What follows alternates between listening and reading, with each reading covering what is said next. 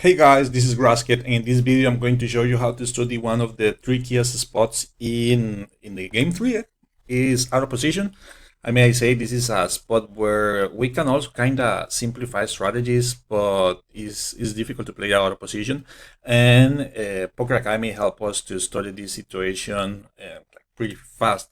So I'm going to do this experiment and see how you can study out of position play. So what I do is start like playing like for example late position versus late position, and I choose a board like for example ace 7-3 dry. This is a board that I expected to see a lot of checks of out of position. So in general, as an heuristic, you can say that out of position we can start with a strategy of pure check almost every board, and then part from there having check raises. So it's pretty mixed, but in general, in mostly all boards, out of position when we play late position versus late position, we're going to check a lot. So this is a one scenario that you can start like studying.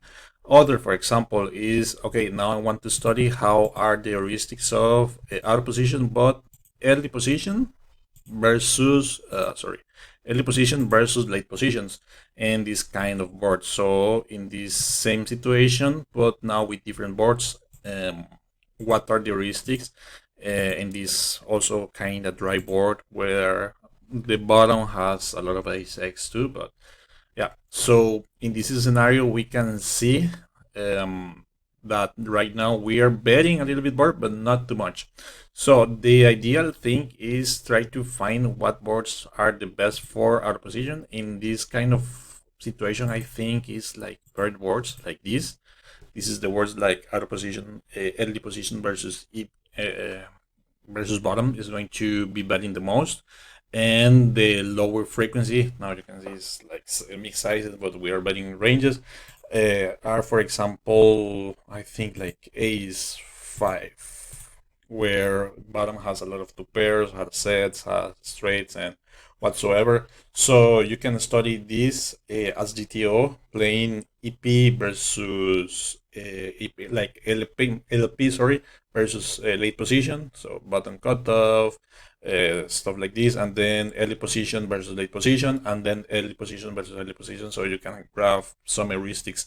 And now we're going to do this experiment, like let's see, we're playing versus Mr. Fish. So we are button versus cutoff, and we're going to solve post flop, but we are going to do this. We're going to assign a wider range to the bottom.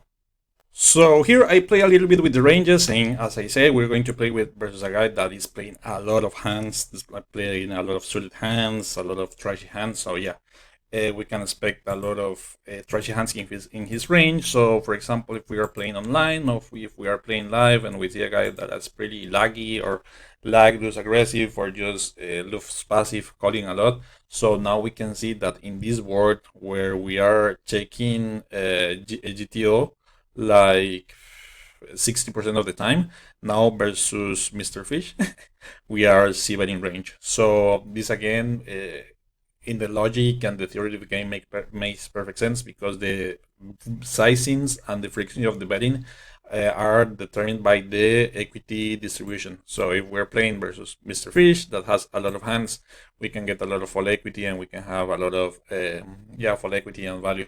But if we're playing GTO, or a guy that plays kind of similar to GTO, or a little bit shorter rangers, a little bit tighter, we can start checking here and have some give ups that don't have equity, and yeah, we can have also our bluffs that check raises and mix it with the check raises value with, like for example, ace kings, ace queens, and we can have hands like, I don't know, like 8-9 of hearts or 8-9 of diamonds or clubs that have like this as the backdoor equity to have as bluff. So yeah, hope you like this video, and this is like ideas of how to study this situation, how to study this situation versus different styles of players. So yeah, see you in the next video. Hope you like it. Thank you guys. Bye.